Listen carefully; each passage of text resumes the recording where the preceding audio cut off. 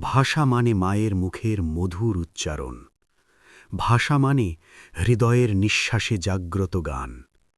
কিন্তু এই বাংলার প্রতিটি অক্ষর লেখা হয়েছে রক্তের লাল সম্মানে মহান। ১৯৫২ সেই উত্তাল প্রভাত, ঢাকার রাজপথ কাঁপানো শপথ। অন্যায়ের সামনে নত না হয়ে তরুণেরা দিয়েছিল প্রাণের রথ। সালাম, বরকত, রফিক, জব্বার নামগুলো শুধু ইতিহাস নয়, তাদের বুকের উষ্ণ রক্তে বাংলা পেয়েছে অমর পরিচয়। গুলির শব্দে থেমে যায়নি ভাষা, বরং আরও দৃপ্ত হয়েছে উচ্চারণ। রক্তস্নাত সেই পথ দেখিয়েছে স্বাধীন চেতনার প্রথম দিগন্তদ্বার।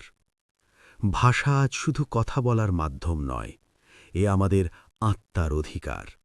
শহীদের ত্যাগে রচিত হয়েছে বাংলার গৌরবময় অমরতার। যখনই উচ্চারণ করি বাংলা, মনে পড়ে রক্তিম ফেব্রুয়ারি।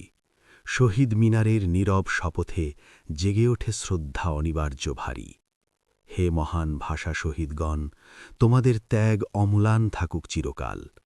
আমরা শব্দে শব্দে রক্ষা করব এই ভাষার মর্যাদা, সম্মান ও জ্বলন্ত জ্যোতিষ্মান আলো।